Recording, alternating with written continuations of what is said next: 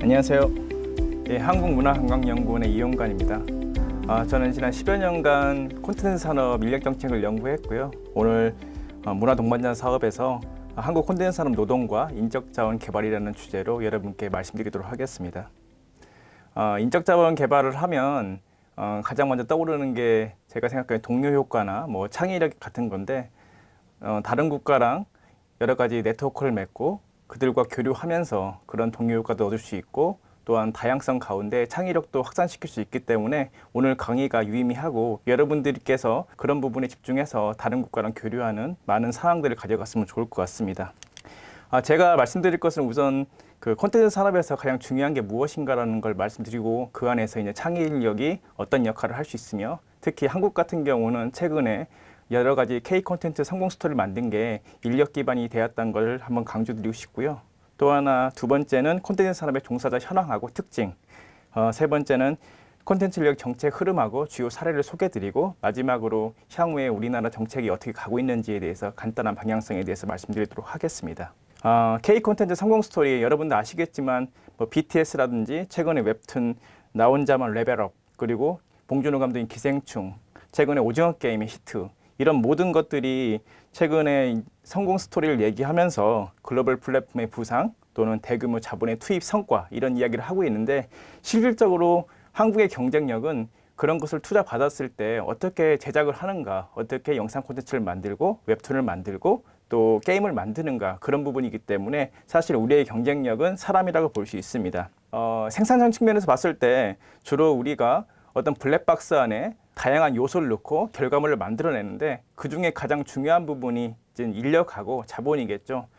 최근에 자본이 투입돼가지고 더더욱 생산성이 높아지긴 했지만, 기본적으로 한국이 가진 경쟁력은 사람한테 있습니다. 사람들이 많은 노동 시간을 투자해서 자기들의 창작물을 위해서 많은 노력을 하고 있고요. 그 안에서 단순히 노력한 뿐만 아니고 계속적으로 경력 개발을 하고 지속적 역량을 축적하면서 더 좋은 콘텐츠를 만들고 있죠. 그래서 혁신이라는 것은 두 가지 요소에 나오는데, 보통 예전에 슌페터의 이제 이론처럼 혁신이라는 것은 혁신적인 기업가가 주도한다. 그래서 우리나라 같은 경우는 최근에 K 콘텐츠를 만든 이수만, 방시혁, 봉준호, 황동혁 감독 같은 그런 기업가진 정신을 가진 콘텐츠 창작자들이 있었기 때문에 현재의 K 콘텐츠가 있었다. 그런 현재의 혁신이 있었다고 말씀드릴 수 있고요. 또 하나가 한국 콘텐츠가 왜 대단하냐, 가성비가 높다 그러는데, 가성비라는 것은 동일한 자본으로 더 좋은 콘텐츠를 만들 수 있다는 거죠. 그러니까 아까 말씀드렸듯이 좋은 인력들이 많은 시간을 투자해서 자기 창작물을 위해서 노력하고 있다는 것, 그리고 그들이 고숙련 인력이라는 것을 다시 한번 말씀드리고 싶습니다.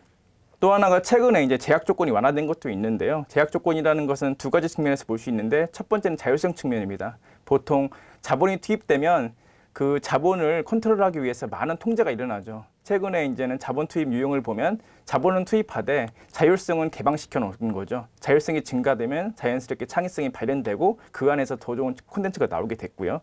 또 하나는 진입장벽이 완화됐습니다. 예를 들어 영상 콘텐츠 같은 경우는 예전에 영화 그리고 방송, 1인 크리에이터가 분리됐지만, 최근 들어서는 이 중간 단계에 여러 가지 콘텐츠가 제작되면서 인력 교류가 자연스럽게 되고, 또 다양한 시도를 할 수 있게 되면서 전체적인 노동시장이 더 효율화되고, 그럼으로써 이제 좋은 더 콘텐츠가 만들어질 수 있게 되었고, 또 하나가 이제 시장 확대인데요. 새로운 장르가 나타났고, 또 플랫폼 확대 때문에 소비자 접근성이 증대되면서 인력들이 다양한 시도도 할 수 있었죠. 이제 단순히 콘텐츠를 창작하는 것뿐만 아니고 개인 단위로 어떻게 소비자에게 접근할 것인가, 그리고 다양한 사업 모델을 구축하는 그런 시스템이 되고 있습니다. 결국 콘텐츠의 핵심 투입 요소는 사실 자본이 투입되지만 그 안에서 만드는 사람들이 중요하기 때문에 어떻게 인력을 양성하고 그들을 노동시간에 진출시키는가가 상당히 중요하고, 추가적으로 콘텐츠 산업에 대해서 고민하시고 경쟁력을 강화시키려는 국가들은 인력 양성을 어떻게 할 것인가가 중요한 아젠다가 되겠는데요. 지금부터는 간단하게 한국의 콘텐츠 산업의 현황과 특징, 그리고 사례에 대해서 말씀드리도록 하겠습니다. 한국은 2019년 콘텐츠 산업 전체가 한 68만 명 정도의 이제 인력들이 노동시장에서 일을 하고 있고요. 많은 부분 보면 출판이 27.1%로 가장 높지만, 음악, 영화, 게임, 애니메이션 12개 분야로 다양하게 분포되는 걸 볼 수 있습니다.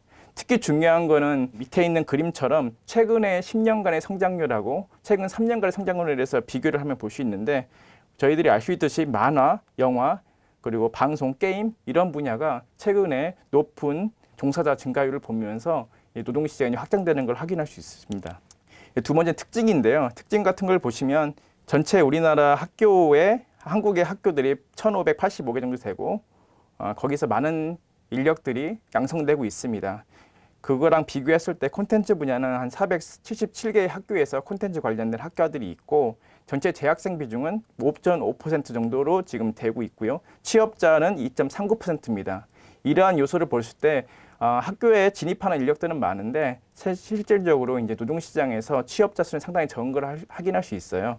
콘텐츠 분야의 특징을 봤을 때 이제 주로 이제는 인력들이 두 가지 루트로 이제 진입하게 되죠. 일반적으로 취업을 한다든가 아니면 창업을 한다든가. 그런데 콘텐츠 분야는 이제 하나의 루트가 더 있습니다. 취업, 창업, 그리고 대비라는 게 있기 때문에 이렇게 취업률이 약간 낮음에도 현재의 종사자 수는 지속적으로 증가하고 있다. 이런 부분을 이야기할 수 있고요.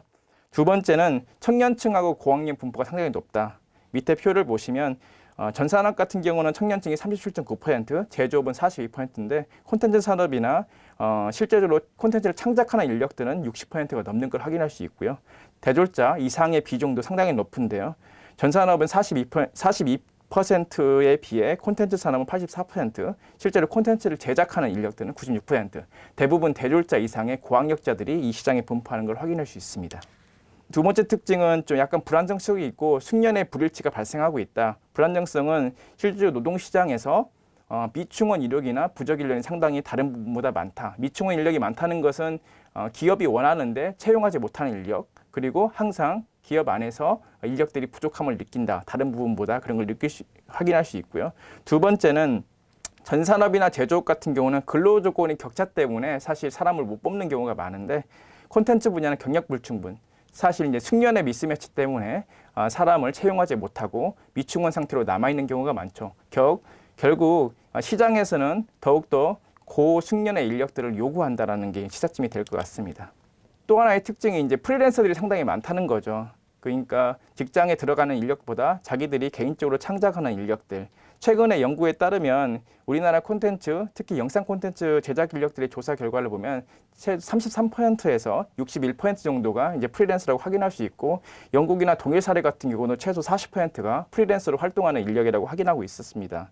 그런데 이들이 지속적으로 성장하고 있고 이러한 가운데 여러 가지 현상들이 발생하고 있는데 이 부분에 대해서 이제 정책적으로 고민하고 있는 거죠. 주요 4가지 정도를 이야기할 수 있는데요. 일단 일자리 평등이 되고 있다. 왜냐하면 아까 말씀드렸듯이 고숙련 인력을 원하기 때문에 프리랜서들도 고숙련 인력한테 더 많은 일자리가 갈 수밖에 없는 거고 일거리가 갈 수밖에 없는 구조로 지속적으로 심화되고 그것이 이제 소득 격차로 이어진다. 그러니까 어떻게 이들을 보호할 것인가.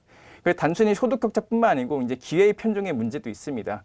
이 인력들이 시장에 나가서 그 경험을 함으로써 자기들의 역량을 축적하는데 기회가 한쪽으로 쏠리면서 고숙련 인력들은 더더욱 고숙련이 되고 저숙련 인력들은 숙련 과정을 거치지 못하는 형세, 그리고 또 하나가 이제 불안정성이 증대되는 형상이 나타나고 있습니다. 일자리가 아니고 일거리를 찾기 때문에 매번 일거리를 찾아야 되고, 또한 조직이라는 우산 안에서 여러 가지 보호가 됐음에도 불구하고 지금 프리랜서이기 때문에 그런 우산이 없기 때문에 본인들이 모든 걸 해결해야 되는 문제, 또 사회의 안전망이 부족한 문제, 이런 부분이 있고요. 다만 이제 영역이 확장되면서 다양한 일자리가 나오고 있고 자기들이 역량과 또 기업가 정신만 있으면 충분히 다양한 일을 맡아낼 수 있기 때문에 새로운 직군이나 새로운 직업들이 나타나는 현상들을 볼 수 있습니다. 결국 최근의 트렌드를 보면 우리가 지금 고민해야 될 부분, 특히 이제 공공 사이드에서 고민할 부분이 이들을 어떻게 역량 증대를 할 것인가, 이들끼리 어떻게 네트워크를 구축해서 더더욱 일거리 수급을 원활하게 할 것인가, 그리고 다양한 노동 환경의 문제가 있는데 이를 어떻게 해결할 것인가, 그리고 고숙련과 저숙련 또는 다양한 계층끼리 정보 격차가 발생할 수 있는데 이런 걸 어떻게 해소할 것인가가 이제 정부 당국의 이제 고민이 되겠죠. 다음은 그러면 이런 고민을 어떻게 해결해 왔는지 일단 콘텐츠 산업의 인력 양성 정책의 어떤 흐름에 대해서 말씀드리도록 하겠습니다. 어떻게 고도화했을까요? 처음에는 양적 수급 관리를 했습니다. 2000년대 초반에 콘텐츠 분야가 상당히 부상하면서 이쪽에 많은 인력들이 요구되었는데 그때 당시에는 학과가 전공학과 몇 개밖에 없었기 때문에 갑작스럽게 이제 인력 수급이 많이 필요한 상태였어. 그때 당시에는 이제 공공기관에서 아카데미 같은 걸 구축해서 전문적인 인력을 양성하고 수급을 했습니다. 근데 그 이후에 다양한 학교들이 콘텐츠 학교로 개편되고 인력들을 양성하게 됐죠. 문제는 교수진이라든지 여러 가지 시스템이 안 된 상태에서 콘텐츠 인력을 양성하다 보니까 인력들의 어떤 질적이나 어떤 기술적인 면에서 상당히 떨어졌습니다. 그래서 2006년도, 2000년대 후반부터는 이들을 어떻게 질적으로 고용시킬 것인가, 질적으로 어떻게 개선시킬 것인가를 고민하면서 다양한 산학 협력이라든지 졸업 후 재직자 교육 같은 걸 강화했고요. 그 이후에는 고용정책하고 이제 연계하는 시도를 많이 했습니다. 왜냐하면 인력이 나와도 시장이 상당히 정보가 불일치하고 또 이들이 취업하지 못하는 경우가 많기 때문에 어떻게 고용정책에 연계해서 이들한테 일자리를 주고 취업을 시킬 수 있을까라는 고민을 했고, 최근에는 중요한 아젠다가 핵심 인력을 양성해 보자. 하나의 인력이 그 엄청난 부가가치를 창출하기 때문에 그 분야에서 핵심 인력을 양성하고, 또 하나 중요한 게 노동 환경을 개선하자. 그래서 직업 매력도를 높이고 사람들이 계속 진입할 수 있도록 하자. 이런 기조를 가고 있는 걸 확인할 수 있습니다. 현재 한국에서 하고 있는 콘텐츠 산업 인력 양성 주요 정책들을 간단히 소개드리도록 하겠습니다. 일단 산업연계 협력을 확대하고 있는데요. 그 중요한 부분이 취업 연계형입니다. 취업 연계형이라면 대학하고 기업하고 연계해서 인턴십을 한다든가 계약학과를 도입해가지고 인력을 학교에서 양성하고 바로 시장에 진입할 수 있도록 하는 것. 또 하나가 이제 기업 주도형 인력 양성입니다. 예전에는 기업에서 인력 양성의 기구는 없었습니다. 단순히 제작 현장에 들어와서 도제식으로 배우는 식이었는데, 이제 기업에서 자기들의 인력을 미리 선발해서 양성하고 또 실제로 실무에 쓰는, 활용하는 그런 체계를 만들고 있고요.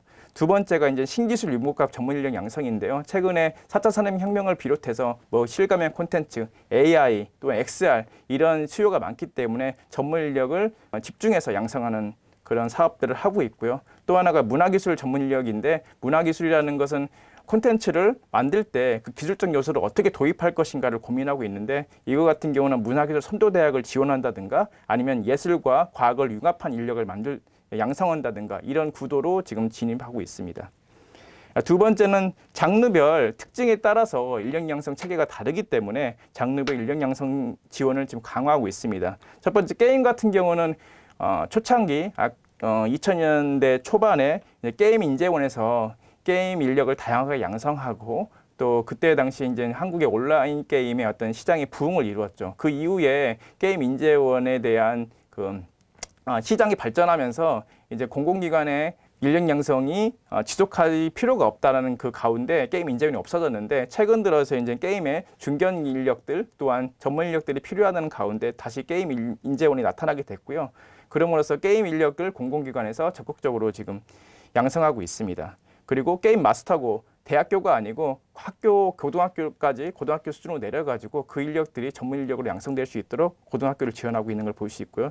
영화 같은 경우는 영화 아카데미가 있습니다. 한 30년 넘게 지금 지속되고 있고, 이 안에서 아까 말씀드렸던 봉준호 감독이나 그런 감독들을 우수하게 배출했고, 다양한 감독들을 지금 배출하고 있으며, 실질적으로 영화라고 하면 장편 과정이 상당히 중요한데 여기서 정규 과정, 사전 제작 과정, 장편 과정을 이루면서 영화의 어떤 시스템을 고도화하고 있는 걸 볼 수 있고요. 방송 영상 같은 경우는 실감내기나 포맷 랩 같은 걸 구축해가지고 실제로 영상을 제작하는 것뿐만 아니고 포맷이나 아니면 최근 들어서 이제 새로운 기술을 도입한 영상을 만들 수 있는 제작 기술을 가리키는 걸 확인할 수 있고, 애니메이션 같은 경우는 멘토링이라든지 아니면 실습 프로그램을 실제로 구축해서 그 안에서 인력들이 다양한 경험을 할 수 있게 하는 거 하고 있습니다. 그리고 웹툰 이야기 같은 경우는 창작센터를 구축해서 창작 신진 작가를 발굴하고 이들을 양성하고 있으며, 대중음악 같은 경우도 창작소나 온라인 홍보 시스템 그리고 다양한 레이블 작업 같은 걸 지원함으로써 음악인들이 자기들의 작품을 만들던가 아니면 그 안에서 컨설팅을 받는 그런 시스템을 구축하고 있습니다. 주요 벤치마킹 할 수 있는 사례로 제가 두 가지 정도를 뽑아왔습니다. 지금 한국에 대표적으로 콘텐츠 인력 양성함에 두 가지 사례를 들 수 있는데요. 첫 번째가 콘텐츠 창의 인재 동반 사업입니다. 이는 2012년부터 진행된 사업이로 프로젝트 중심형 형장 밀착형 멘토링 사업입니다. 콘텐츠가 사실 어떤 시스템 안에서 배우는 것보다는 그 도제식으로 먼저 있던 사람들, 전문가들한테 자기들이 아름아름 배워가지고 자기의 역량을 증대시키는 부분이 많고, 또한 그 기업형이 아니고 대비형 같은 경우는 사람들이 어떤 조직 안에 들어가서 배울 수 없기 때문에 프로젝트 기반으로 자기들이 뭔가 들어가서 전문가한테 배우는 학습 과정을 만드는 작업이고, 이거 같은 경우는 우리가 생각하는 창의 멘티라는 창의 교육생하고 전문가 멘토 그룹하고 연계해서 1대2 또는 1대3으로 매칭해 가지고 각자가 원하는 분야에 대해서 한 7, 8개월 정도 숙련 과정을 가지고 그 안에서 이제 플랫폼 기간을 두어서 플랫폼 기간이 멘티와 멘토, 전문가와 창의 교육생이 원활하게 소통하고 원활하게 교육받을 수 있는 환경을 만드는 것으로 볼 수 있습니다. 이 과정에서 중요한 것은 단순히 이제 교육이 아니고 실질적으로 교육을 집중적으로 받기 위해서는 이들의 생계 유지라든지 어떤 삶의 지속성이 이루어져야 되는데, 실질적으로 어떤 교육 과정을 아무리 잘 만들어도 자기들이 생계를 해야 되고 뭔가 시간 투자를 뭔가 다른 업무에 해야지 생계가 유지되기 때문에 교육 훈련에 집중할 수 없는 부분이 있습니다. 그래서 이 부분에 대해서는 한 8개월간 교육 훈련을 집중적으로 받을 수 있도록 어떤 생활 보조, 그러니까 생활비를 지급하는 최저 임금 수준의 생활비를 지급하면서 교육 훈련에만 집중할 수 있고 자기들의 창작 활동에만 집중할 수 있는 프로그램이라고 볼 수 있고요. 그럼으로써 현재 많은 인력들이 양성되고 실제적으로 현장에서 지금 활동하고 있는 걸 볼 수 있습니다. 두 번째는 콘텐츠 원캠퍼스인데요. 이거는 산학 연관 협력 체계를 구축해서 다양한 인력들이 다양한 기관에서 활동을 한다든가 아니면 다양한 기관의 어떤 인프라라든지 지원 체계라든지 어떤 사업화 지원을 받음으로써 그런 경험을 가지고 학교를 졸업해서 실제로 현장에 바로 투입할 수 있게 하는 건데요. 중요한 것은 여기에 학생들의 인센티브가 있어야 되는데, 실제로 이 과정에 들어가면 정규 과정에 어떤 총 251학점, 실제로 학점을 부여함으로써 단순히 학교에서 배우는 것뿐만 아니고 다양한 연구기관 또한 그 각 서울과 지자체에 있는 다양한 인프라도 하고 실제로 프로젝트 베이스로 프로젝트를 하면서 학점을 따고 그럼으로써 경험을 숙련해가지고 시장에 진출할 수 있도록 하는 중요한 산학협력 사업 중 하나입니다. 서울에 현재 콘텐츠 원캠퍼스가 구축돼 있고 지자체로 지속적으로 이제 확장되고 있는 상태여서 관련된 학과 학생들이 이것을 계약을 맺고 프로젝트를 따서 그 기관들의 어떤 인프라도 활용하고 네트워크도 공유하면서 인력 양성이 되고 있는 상태입니다. 두 번째는 노동시장 선진화입니다. 이런 인력 양성뿐만 아니고 실제로 선진화가 돼야지 좋은 인력들이 지속적으로 노동시장에 유지되고 또 노동시장이 선진화돼야지 직업 매력도가 높아져서 좋은 인력들이 노동시장에 들어오기 때문에 이런 부분에 좀 더 신경 쓰고 있습니다. 첫 번째는 공정거래 환경인데요. 표준계약서 같은 경우를 작성을 하게 해서 신형 공정계약 기반을 구축하고 있습니다. 예전에는 계약서라고 하면 보통 이제 구두계약을 한다든가 아니면 사후계약을 한다든가 그랬는데, 표준계약서를 계속적으로 공고하고 최신화함으로써 많은 그 콘텐츠 제작 현장에서 이걸 사용할 수 있도록 함으로써 종사자를 보호하고 있고요. 또 하나는 종사자의 권익 보호를 위해서 교육 홍보도 지속적으로 하고 있습니다. 특히 대중문화예술 기획업자 같은 경우는 법정 교육을 받게 하고 있고, 또 연예인이나 연습생 같은 경우는 심리적으로 불안정하고 또 어려움이 있기 때문에 이들한테는 심리 상담이나 소형 교육도 하고 있고요. 그리고 다양한 영상이라든지 게임이라든지 여러 가지 분야의 종사자들한테 전문적인 노무 교육이나 컨설팅 운영을 하고 있습니다.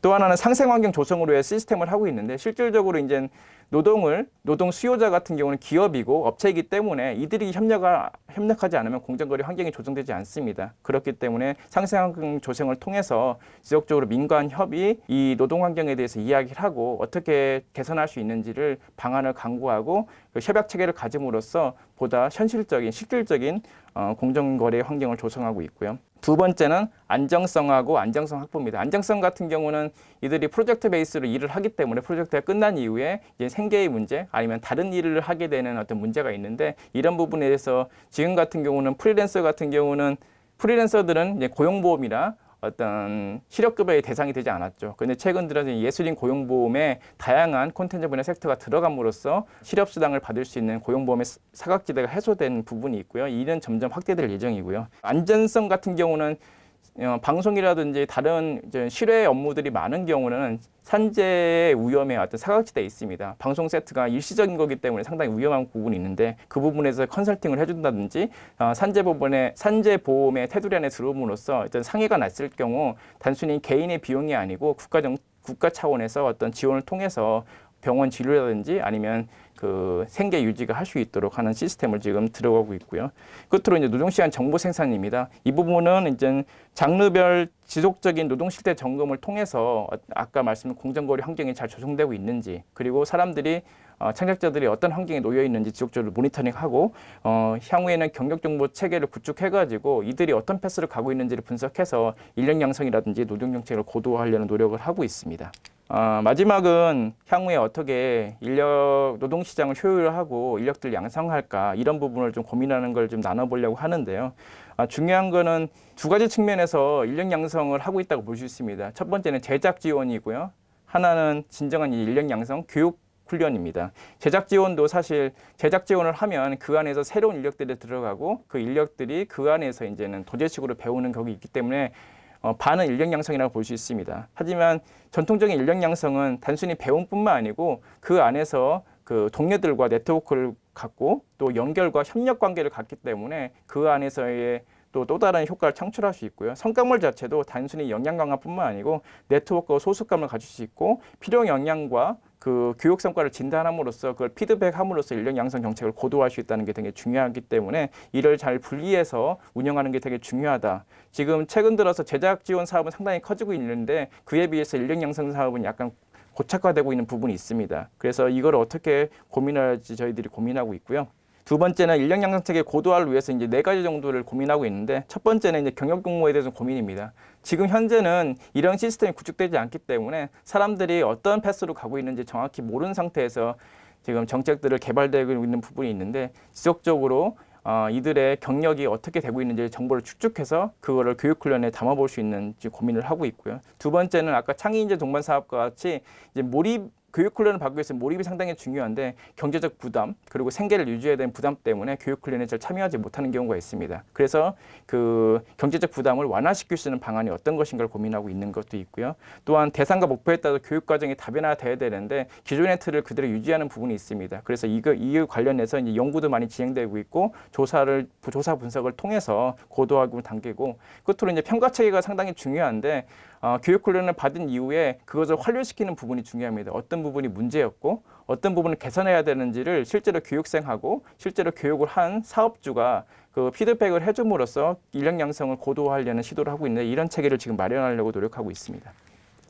두 번째, 노동환경 개선은 지속적으로 안정성을 보호하기 위해서 사회보험을 확대하고 있고 이들의 권리 보호를 위해서 특히 이제 창작자 같은 경우는 저작권 문제가 있기 때문에 저작권을 어떻게 플랫폼이나 미디어 기업과 창작자들이 어떻게 계약하고 어떻게 소유권을 하고 있는가 이걸 고민하면서 지금 정책을 만들고 있고요. 또 하나가 이제 불공정 거래 환경 개선인데 단편히 이제 계약 문제뿐만 아니고 단가의 문제 그리고 그 과정에서 이루어지는 다양한 불공정 문제에 대해서 해결하기 위해서 고민하고 있는 걸 볼 수 있고요. 그리고 콘텐츠 분야는 개인 창작자하고 프리랜서 인력들이 많기 때문에 이들을 어떻게 좀 보호할 것인가 향후에 지속적으로 이들의 규모가 증대하기 때문에 이들에 대한 전문적인 어떤 교육 프로그램이라든지 아니면 공정거래 환경을 위해서 집중되게 필요하다. 최근에 코로나19의 피해 상을 보면 특히나 다른 직장이나 정규직이나 비정규직보다는 프리랜서들이 더 많은 피해를 받고 특히 프리랜서 건수가 줄다든가 아니면 소득 감소가 실질적으로 일어났습니다. 특히 이제 경력이 많은 오히려 신규 진입자들보다는 10년에서 20년 차들의 경력자들이 프로젝트 건수라든지 소득이 크게 감소하는 걸 볼 수 있어서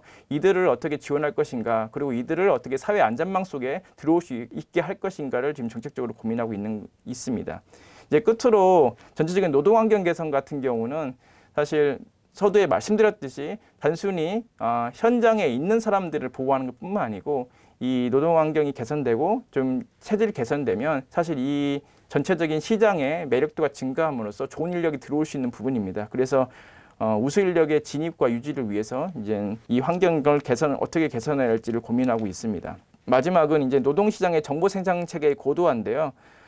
지금까지는 단순히 이제 현황 파악 아니면 뭐 실태조사 기반으로서 이 정도 수준이다. 그래서 그걸 기반으로 이제 정책을 만들었는데 그런 기반이 아니고 지속적으로 노동시장의 정보를 다이나믹스를 좀 만들어 보자. 그래서 경력이 지속적으로 축적되고 이들이 매년 어떤 식으로 운영되고 있고 시장에 진입하고 퇴출되고 있는지 어떤 식으로 교육 훈련을 받고 있는지 어떤 식으로 일을 하고 있는지를 좀 탐색하는 시스템을 갖자라는 거에서 전체적인 경력 정보의 시스템을 구축하려고 하고 있습니다. 이름으로써 경력 정보가 생성되고 그 경력 정보를 바탕으로 교육 훈련을 고도화되고 교육 훈련을 고도화된 것에서 인력이 양성되고 그럼으로써 그런 정보를 바탕으로 단가라든지 어떤 계약이라든지 이런 문제들에 대해서 좀 더 심도 있는 분석을 통해서 노동환경 개선을 하고 이런 시스템이 돌아가면 자연스럽게 노동시장이 효율화되면서 콘텐츠 노동시장의 매력도라든지 아니면 인력 양성이 자연스럽게 이루어질 걸 볼 수 있습니다.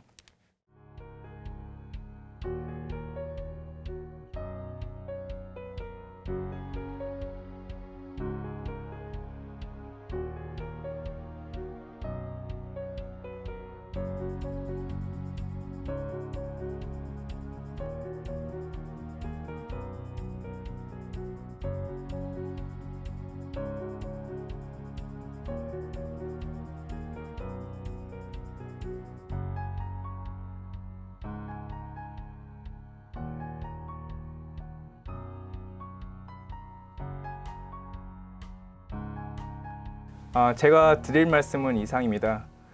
콘텐츠 산업은 창의 인력을 기반으로 합니다.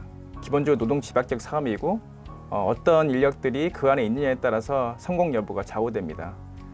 향후 콘텐츠 산업을 발전시키기 위해서 다양한 인력들을 양성하고 노동시장을 개선할 것인데 그 부분에 대해서 더욱더 집중하시고 다양한 한국 사례뿐만 아니고 다양한 국가들의 그 사례들을 벤치마킹함으로써 보다 해당 국가에 맞는 그 인력 양성이라든지 노동 환경을 개선하는 방안을 고도화시킬 수 있으면 좋을 것 같습니다.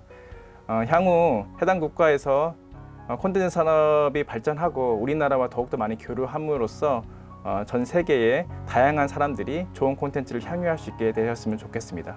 감사합니다.